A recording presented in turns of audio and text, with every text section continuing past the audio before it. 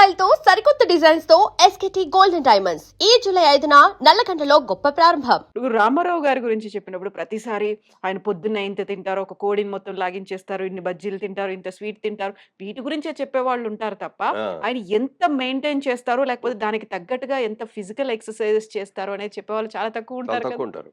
పైగా ఆయన పౌరాణిక క్యారెక్టర్లు చేసేటప్పుడు అప్పుడు షర్ట్ గిట్టే ఉండదు కదా! వాళ్ళ కృష్ణుడేసినా, హ్మ్. దుర్యోధనుడేసినా, భీముడేసినప్పుడు మాత్రం కొంచెం ఎక్కువే తేడొచ్చు. మిగిలిన అన్ని రోజులు అసలు నేల మీదే పడుకుంటారు. పౌరాణిక క్యారెక్టర్ చేసేటప్పుడు నాన్ వెజిటేరియన్ తినరు. Only vegetarian. హ్మ్. నేల మీదే పడుకుంటారు. అట్లా అంత స్ట్రిక్ట్‌గా మెయింటైన్ చేస్తారాయన. ఆ పౌరాణిక అంత పవిత్రంగా. మరి ఇయన్నీ కూడా క్రమశిక్షణతో ఉండాలి. నేను కూడా రోజు చేసిన తర్వాత ఫోటోలో అదే అద్దంలో చూసుకుంటా కదా! చేసుకునేటప్పుడు బట్టలేసుకున్నప్పుడు చూసుకుంటాం. చూసుకున్నప్పుడు బాగుందనుకో అనుకున్నట్టుగా అనుకోని బాడీ గీడీ అన్నీ బాగుంటాయి. ముద్దొస్తున్నావోయేమో అనుకోని నన్ను నేనే ప్రతిరోజు అనుకుంటారా? ఆ! ప్రతిరోజు అనుకోకపోయినా అప్పుడప్పుడు అనుకుంటా. ఒక్కోసారి ఏదో సరిగ్గా నడవలేకో, ఏదో కుదరలేకో కొంచెం పొట్ట పెరిగి మొహం పీకిపోయినట్టుంటే, ఏంట్రా మొహం హ్మ్. దరిద్రంగా ఉంది.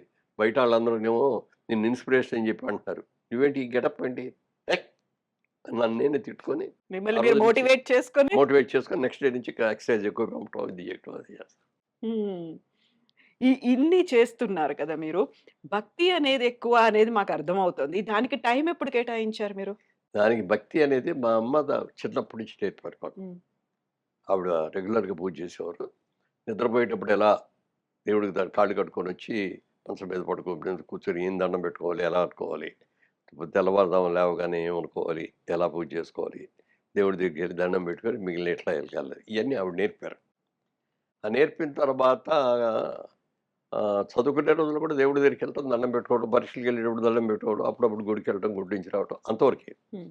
రెగ్యులర్‌గా కూర్చొని పూజ చేయటం అనేది మాత్రం నేను బిజినెస్‌లో దిగిన తర్వాత విజయవాడలో హ్మ్. బిజినెస్. అప్పటి నుంచి రోజు మరి 10 నిమిషాలు పూజ, 20 నిమిషాలు పూజ, 30 నిమిషాలు, అరగంట, గంట. గంట లెవెల్ దాకా పెరిగిందనమాట అది. ఇప్పుడు ఇప్పుడు గూడా తెల్లవారుజామున 6కి వాకింగ్. ఫ్లైట్‌కెళ్ళాలంటే, హ్మ్. 6కి ఫ్లైట్‌కెళ్ళాలంటే అక్కడ 5కల్లా అక్కడ ఉండాలి కదా! అంటే అవును. 4, 4:30కో బయలుదేరాలి. అందుకని 3కి నిద్రలేసి స్నానం చేసి పూజ చేసుకొని అప్పుడెళ్తా హ్మ్. ఇప్పటికి. అలాగే అయ్యప్ప స్వామి మాలేసుకుంటాను ఎవరీ ఇయర్. ఎవ్రీ ఇయర్ ఆ! యేసుకుంటారు. ఇప్పటికి 38 సంవత్సరాలుగా ఏసుకుంటున్నా. కంపల్సరీగా డిసెంబర్ రాగానే ఆ నల్ల బట్టలేసుకోవటం, చెప్పులు లేకుండా ఉండటం, శాకాహారం, ఒంటి పూట భోజనం, అప్పుడు కిందే నేల మీద పడుకుంటారు. పడుకోవటం హ్మ్. అయన్నీ స్ట్రిక్ట్‌గా పాలిస్తాను. హ్మ్. అలాగే దేవుడున్నాడు, లేడు అని కొంతమంది చర్చలు ఆర్గ్యుమెంట్స్ జరుగుతాయిగా. ఉంటాయి. ఉన్నాడు, లేడు అనే వాళ్ళందరూ కూడా ఒక రోజున అడిగాడు నన్ను ఒకాయన. హ్మ్. "మురళీమోహన్ గారు మీకు బాగా భక్తి ఎక్కువ గదా!" అన్నాడు. "అవునండి" అన్నాను. "రోజు పూజ చేస్తారా?" అన్నాడు. హ్మ్. "చేస్తానండి" అన్నా. "మీకు దేవుడు ఎప్పుడన్నా కనపడ్డాడా?" అన్నాడు. "కనపడ్డాడండి." "నాకు చూపిస్తారా?" అన్నాడు. "మీకు నిజంగా చూడాలనుంటే చూపిస్తానండి." "నాకు నిజంగానే చూడాలండి" అని. నేను కొన్ని ప్రశ్నలు అడిగితే ఆ ప్రశ్నలకు సమాధానం కరెక్ట్‌గా చెప్తే చూపిస్తాను. "అడగండి సార్" అన్నాడు. "మీకు కరెంట్ అంటే ఏంటో తెలుసా?" అన్నా. "కరెంట్ తెలియని వాళ్ళు ఎవరు ఉంటారు? ఇంట్లో ఉండదు." "దేనికి ఉపయోగిస్తారు దాన్ని?" "స్విచ్ చేస్తే లైట్ ఎలుగుద్దండి. ఏసీ ఇదొస్తది. మైక్ ఎత్తాడు సౌండ్ సౌండ్ వస్తది" వస్తుంది. అన్నాడు. "కరెక్ట్ కదా! ఆ! మీకు బాగా తెలుసు కదా కరెంట్ గురించి?" "తెలుసండి." "అది ఎలా ఉంటదండి? ద్రవ పదార్థమా? ఘన పదార్థమా? తియ్యగా ఉంటదా? కారంగా ఉంటదా? గట్టిగా ఉంటదా? మెత్తగా ఉంటదా? ఎలా ఉంటది చెప్పండన్నా." "మీరు అట్లా అడిగితే ఏం చెప్తామండి కరెంట్ ఉంది. కరెంట్ ఉందని తెలుసు. ఇట్లా తెలుసు. కానీ అది ఎలా ఉంటదో తెలీదు కదా! దేవుడు కూడా ఉన్నాడు. హ్మ్. దేవుడు ఎలా ఉన్నాడనేది ఎవరికీ తెలీదు. మనం ఎవరం చూడలా. కానీ మన పెద్దలు మనకందరికి కూడా కొన్ని ఫోటోలు ఒక ఆకృతి.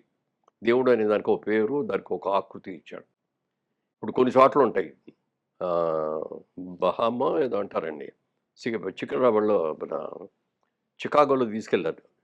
ఓ బహామా టెంపుల్ అనేదో పేరు. మర్చిపోయాను ఇప్పుడు. ఆ టెంపుల్‌లో ఏముండదు లోపలికెళ్తే. పెద్ద హాల్ ఉంటది. ప్రేయర్ హాల్ లాగా. ఎవరి కాళ్ళు లోపలికొస్తారు, కూర్చుంటారు. 'సైలెన్స్ ఈస్ గాడ్' అని ఉంటది. మీ ఇష్టమొచ్చినోళ్ళు అక్కడ కూర్చొని నిశ్శబ్దంగా మీకు ఎవరిని పూజ చేయాలనుకుంటే, ఎవరిని స్మరించుకోవాలనుకుంటే, మనం స్మరించుకుంటే అక్కడ కూర్చోవటం, టైం అవ్వంగానే లేచి వెళ్ళిపోవటం అంతే. హ్మ్.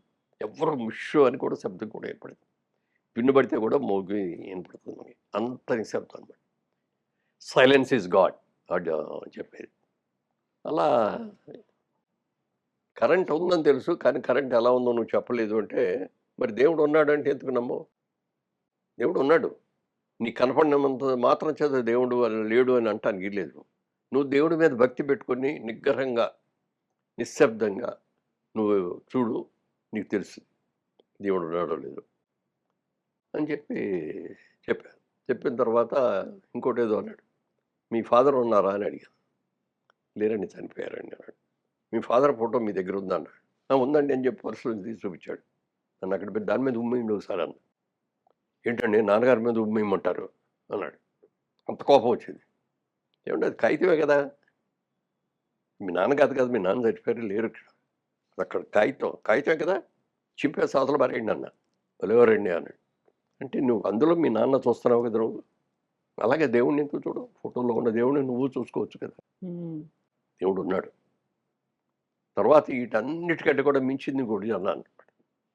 మిగిలిన వాళ్ళందరూ దేవుళ్ళు ఉన్నా లేదు ఇది ఏది అని అన్నా, మనకి పంచిపోతాలు దేవుళ్ళు ఎదురుగా కనిపిస్తున్నాయి.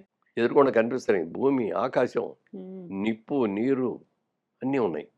ఇందులో ఏ ఒక్కటి సరిగ్గా ఉండకపోయినా భూమి అలా తన చుట్టూ దానికి చుట్టూ తిరుగుతూ ఉంటుంది కదా, అలా అందరికి ఒకసారి ఫినిష్. మొత్తం వెనుజులాలో ఏమైంది ఇప్పుడు? ఒక నిమిషంలో 2 సార్లు వచ్చిందంట. 2 సార్లు వచ్చేదానికి 50,000 మంది కనపట్టలేదు. ఎంతమంది చచ్చిపోయారో తెలియదు. ఇప్పుడు ఏమైంది, ఐడెంటిఫై చేసిన శవాలు. అలా భూమి కంపించినా మనం తట్టుకోలేము. సముద్రం పొంగిందనుకోండి మొత్తం మటాష్. అలాగే గాలి, ఇవాళ రెస్ట్ తీసుకుందాంలే అని చెప్పి గాలి రావడం మానేసింది అనుకో, ఎంతసేపు ఉంటావు నువ్వు? గాలి పీల్చుకుంటే ఎంతసేపు ఉండగలవు? చచ్చిపోతాం. అలాగే ప్రతిదీ.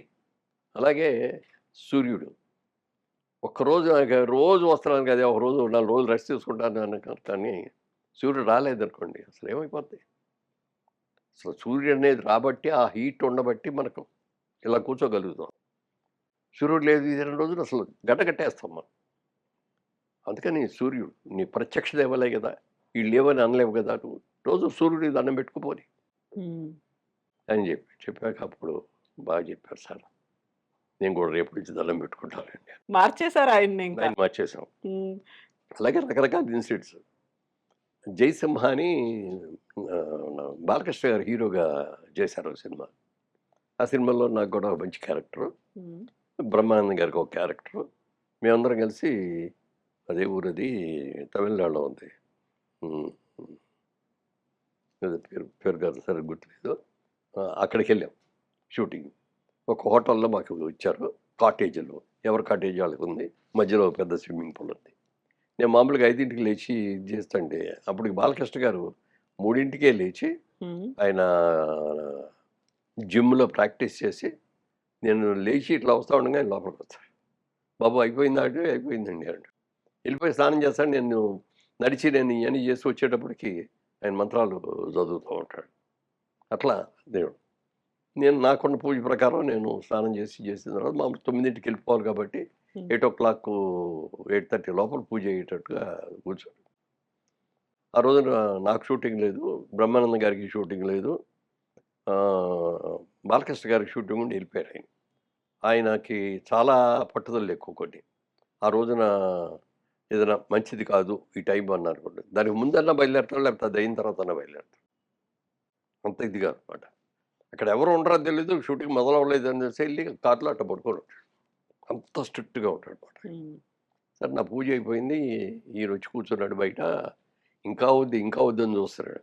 నేను నా పూజ ఎలా చేస్తానంటే ఇదివరకు నిశ్శబ్దంగా చేస్తాం కదా ఎవరైనా, నాకు మొదట్లో ఆ వాయిస్ కొంచెం పేలగా ఉండేది. అప్పుడు అందరు చెప్పారు వాయిస్ ప్రాక్టీస్ చెయ్యి అది అదే. అప్పుడు ఏం చేయాలి రకరకాలని ఆలోచించిన దాంట్లో ఇది వచ్చింది. రోజు పూజ చేస్తాం కదా, రోజు మనం చదివే శ్లోకాలు కానీ ఈ కానీ మంత్రాలు కానీ బాగా దగ్గరగా చదువుదాం, ప్రాక్టీస్ అవుతుంది అని. అలా నేర్చుకుని నేను పూజ చేసుకుంటున్నాను, అయిపోయింది. బయటకు వస్తే బ్రహ్మానందం గారు కూర్చున్నాడు. ఎంతసేపు అయిందండి వచ్చాను, మీరు పూజ మొదలెట్టినప్పుడు వచ్చాను, అప్పటి నుంచి ఎప్పుడు అవుద్దా అని కూర్చున్నాను అన్న తర్వాత అడిగాడు ఆయన, మీరు ఎవరిని పూజ చేస్తారు అండి? నేను అందరినీ పూజ చేస్తానండి, అన్ని శ్లోకాలు చదువుకుంటాను, జీసస్ని పూజ చేస్తాను, అల్లాని చేస్తాను, అందరు చేస్తానండి. మరి మీరు ఎవరైనా చేస్తారండి? నేను ఒక్క వెంకటేశ్వర స్వామికే చేస్తాను, ఇంకెవరికి చేయను అన్నాడు. అదేంటి అన్న, ఆయన ఒక ఇది చెప్పాడు. ఇప్పుడు మన సర్వెంట్స్ 4 ఏళ్లలో 4 చోట్ల పనులు చేసి వెళ్ళిపోతారు కదా, అలా ఒక సర్వెంట్ ఉందనుకోండి, 10 ఏళ్లలో మంది కూడా ఇల్లు మన దగ్గరికి వచ్చేస్తుంది, అట్లా అన్నీ చేసి వెళ్ళిపోద్ది. రేపు ఏదైనా సిక్ అయింది అనుకో, అమ్మాయికి జ్వరం వచ్చింది ఏదైనా అనుకో, మనం ఏం చూసేది ఆయన చూస్తాడులే ఈయన చూస్తాడులే అనుకుంటారు, ఎవరు చూడరు. అదే మన ఇంట్లోనే పని చేస్తుంది అనుకోండి, అమ్మాయికి సిక్ అవ్వగానే మనం వెంటనే మందులోకి చేంజ్ చేయించి రెస్పాన్సిబిలిటీ చేస్తామా లేదా రెస్పాన్సిబిలిటీ. అలాగే అందరు దేవుళ్ళు అయితే ఆ దేవుడు చూసుకుంటాడు, ఈ దేవుడు చూసుకుంటాడు, దేవుళ్ళు కూడా ఎవరు చూడరు. అందుకని నేను ఒక్క వెంకటేశ్వర స్వామిని చూస్తాను, వెంకటేశ్వర స్వామిని చూసుకుంటాడు. నాకు ఏదైనా అయితే వెంకటేశ్వర స్వామిదే బాధ్యత. అప్పుడప్పుడు ఒక్కోసారి వేరే దేవాలయానికి వెళ్ళాల్సి వస్తాయి. ఏ దేవాలయానికి వెళ్ళినా అక్కడ విగ్రహం శివుడుదున్నా, విఘ్నేశ్వరుడున్నా, ఇంకోటిదున్నా నేను మాత్రం దండం పెట్టుకున్నా వెంకటేశ్వర స్వామి కనపడతాడు. నేను నమ్మేది అది. అది ఒక విధంగా సిద్ధాంతం బాగానే ఉంది. ఇట్లా రకరకాలు